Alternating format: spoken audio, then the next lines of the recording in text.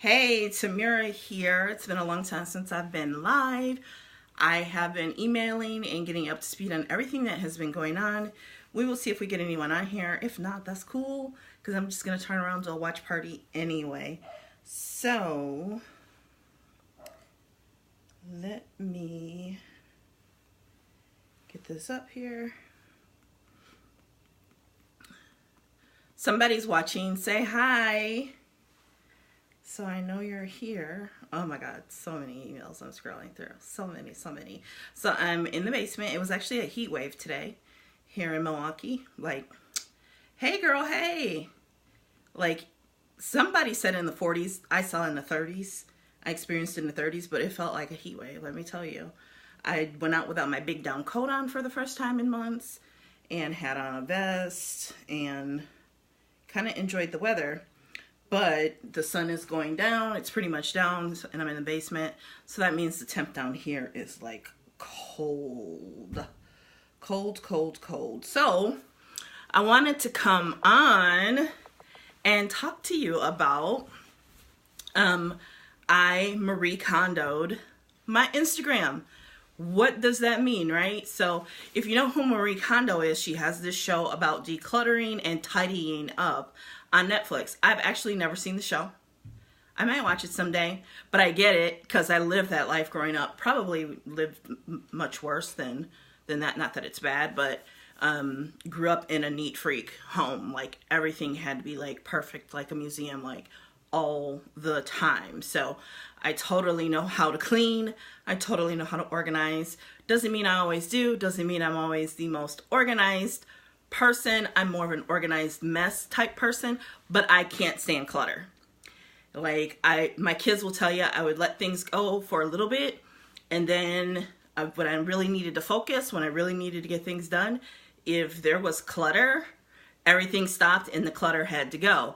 Just the same with cooking, right? So I will not cook in a dirty kitchen. The kitchen is the kitchen and the bathroom are the two rooms that need to be neat freak clean, right? Bleach down all the time, clean, eat off the floor, because that's where you eat, and the bathroom, nasty stuff happens in there, so you need to keep it as clean, not as possible, but it just needs to be clean, period. So you either nope, won't do it. I could have the greatest meal planned, and if they didn't have the kitchen clean, it just wasn't happening. So they learned, and they learned really quickly. So last week I was feeling that way about my Instagram. Hey gorgeous, I was feeling like my Instagram was cluttered and it was just really bothering me.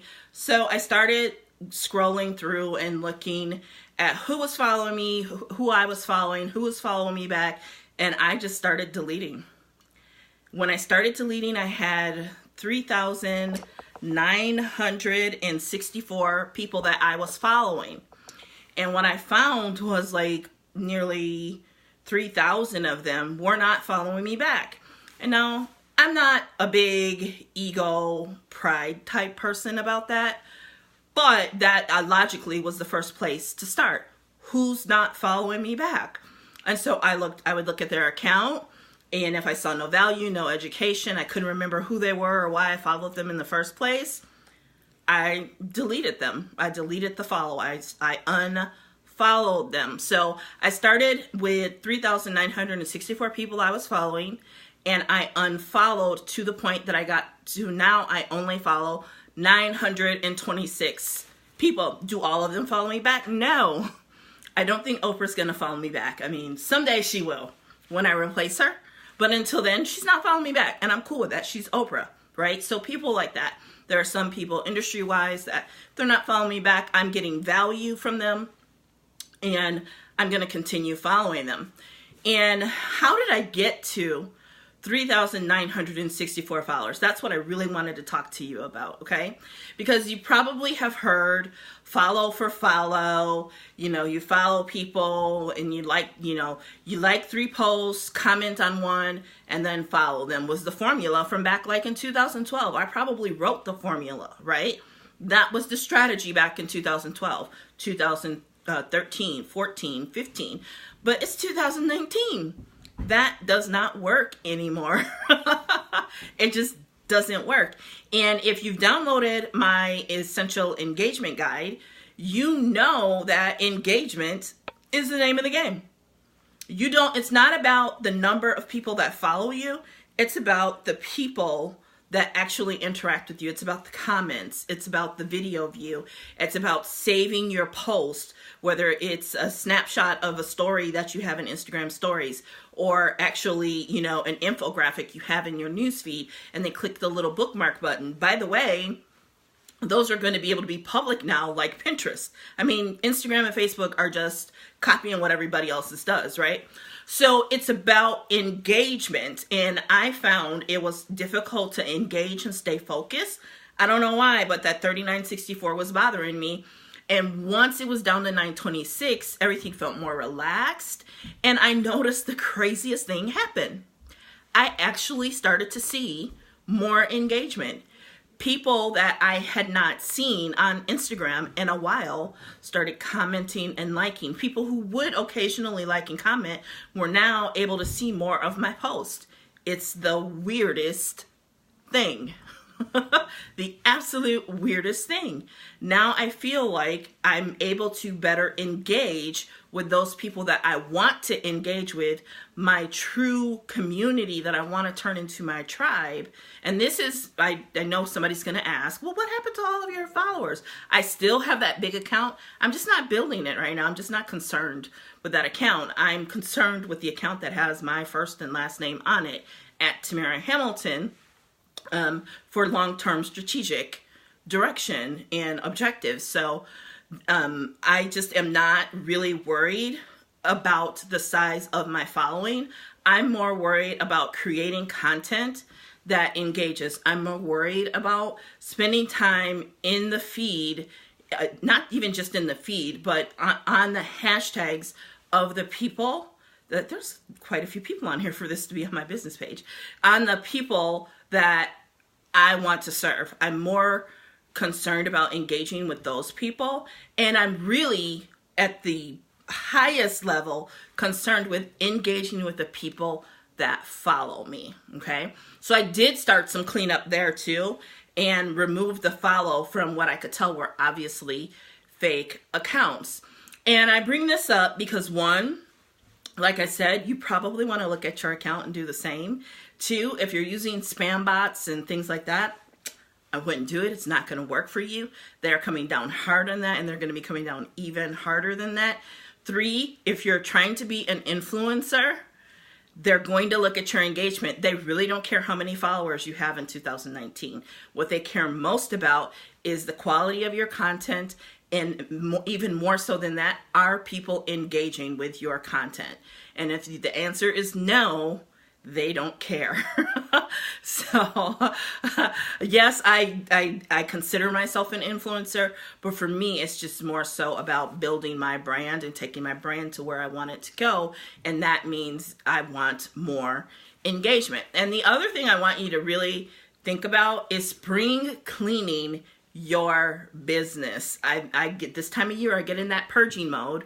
You see me post about a bag a day. I'm taking a bag and going to my closet, and I've actually been doing that like monthly for like the last year. It's just, I think the problem is I tend to buy more stuff. Anybody else do that?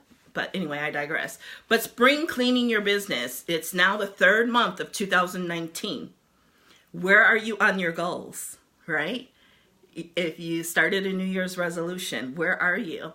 Like, I was going veganish, right? And then what happened was what happened was the polar vortex.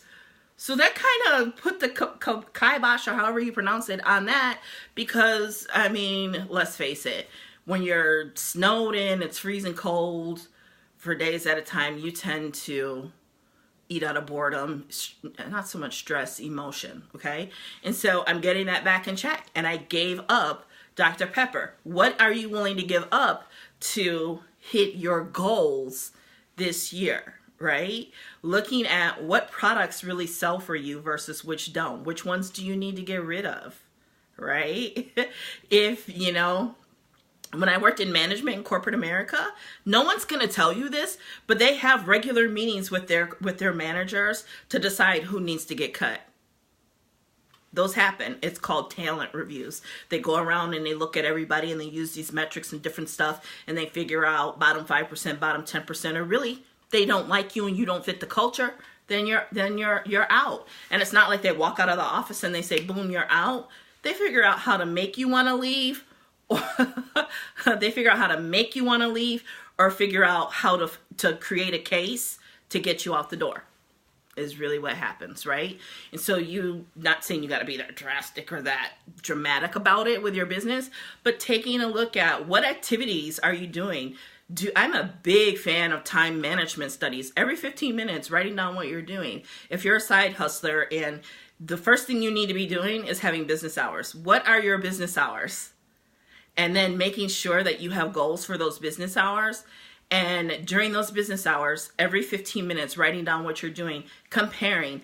Am I doing what I'm supposed to be doing to get to my goals? Am I working on income producing activities during these hours?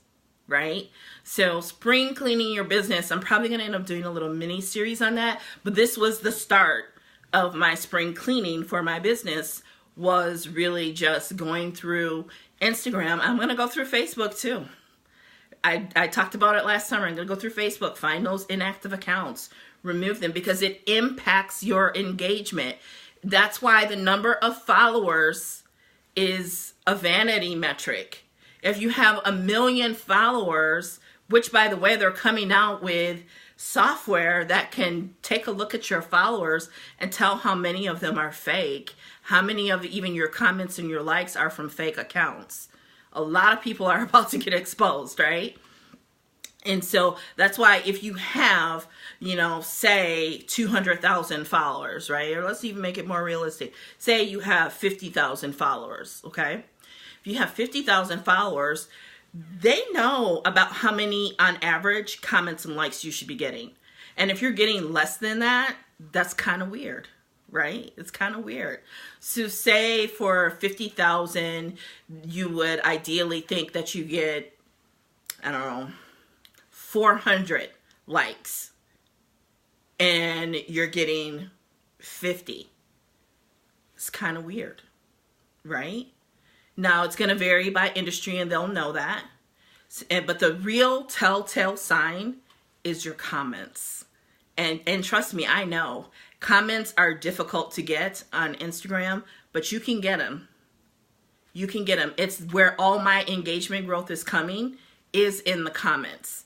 So if you're not getting comments, you need to figure out how to get comments. And all it is what are you posting and what's in the caption.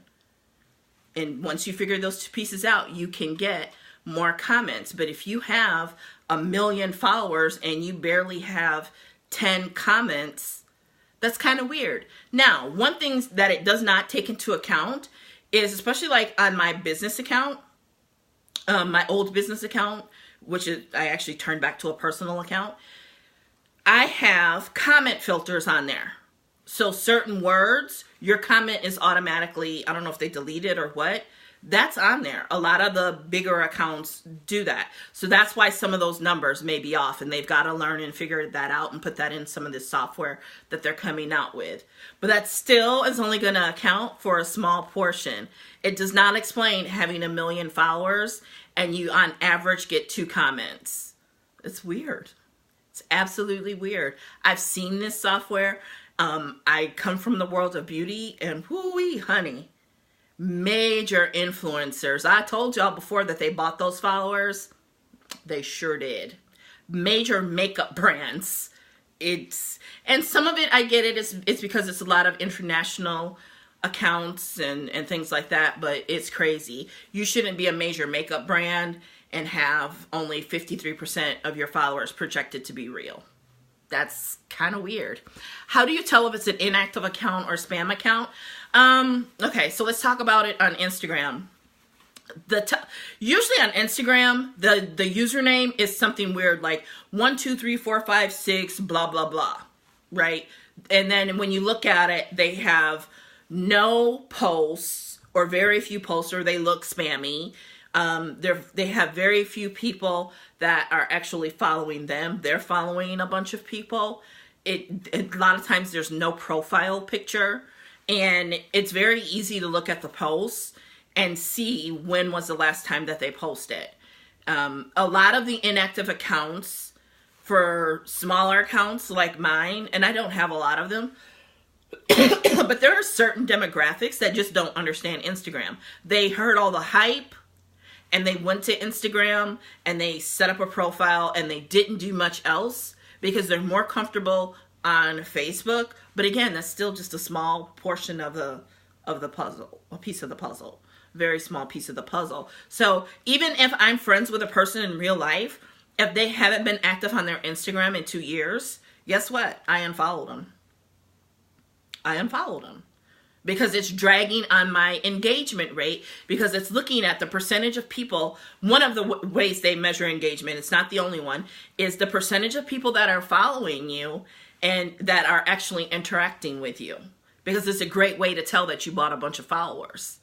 If that percentage of people that are actually interacting with you is low of the people who've actually followed you, again, because they know what the real number is, what should be reasonably acceptable, expected, I should say, in that realm. And again, it's pretty easy to figure it out. And even the companies that are looking to work with influence marketers, they know based on other influencers that they've worked with in different sizes.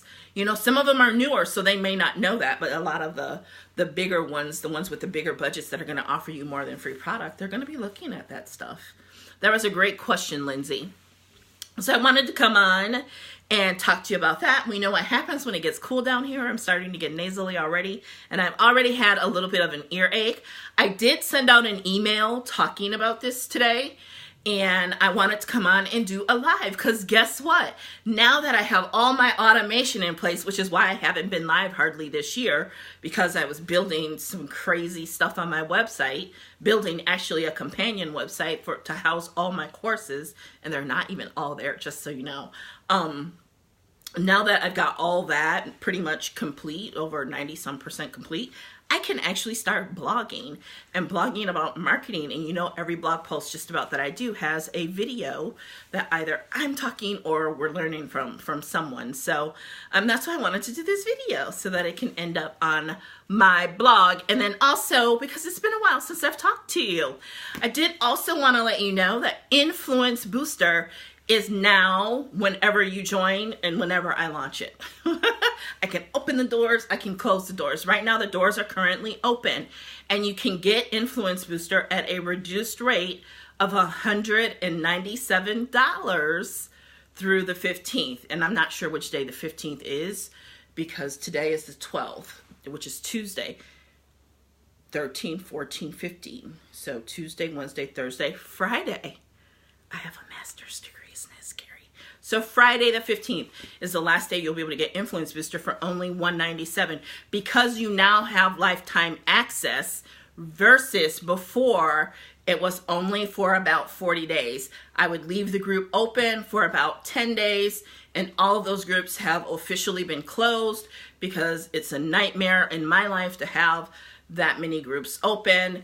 Plus, for the longevity, to protect Influence Booster and those assets, we needed to put Influence Booster on something that I own, not that I rent. Facebook is rented, right? We do not build castles on rented land, okay? And so I own the domain. I pay for the hosting. It's my website, okay? So we wanted to do that. Plus, again, outside of building Influence Booster, loading all of that every single month to a group was quite a bit. So Influence Booster is an amazing value. Even with the pricing going up, it is still valued at least $2,000, because you've got a full hour of personal branding training. You've got a full hour of sales process training, video marketing, and Facebook marketing. Plus, there's another 2 to 3 hours of Facebook marketing on there. There's a replay of a video marketing webinar, which I played on a watch party last night. Okay, I brought it out of the vault and played it on watch party last night. Okay, 30 days of assignments, app tutorials, my app list. My app list is not long, because it can get costly, and a lot of the apps overlap. So even on my apps list where there's overlap, I tell you exactly which app I like for certain functions, okay? What am I missing? There's tons of PDFs in there. Words that sell, calls to action.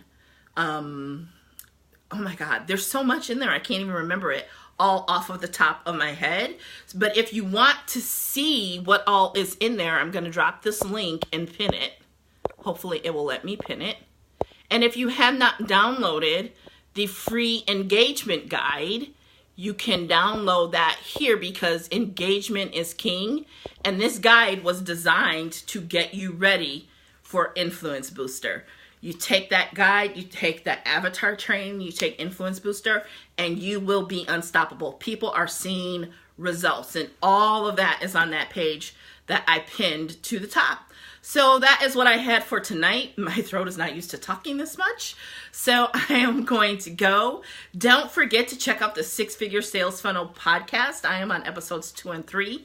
So far, I am a regular scheduled host with my mentor, Dawn Mars. It is a great podcast, and we talk about sales automation. If you're ready for sales automation, why you would want to automate, exactly what needs to be automated, and more. It's going to be fun. Plus, we're really kind of silly and real, right? Where else do you see women talking tech stuff and it's fun? It doesn't get all boring, you know, it gets kind of crazy. So check that out as well. I can't think of the link, but yeah, it's in email as well. So I'm going to go now and watch for the watch party if you have not seen the beginning. I will talk to you later. Bye.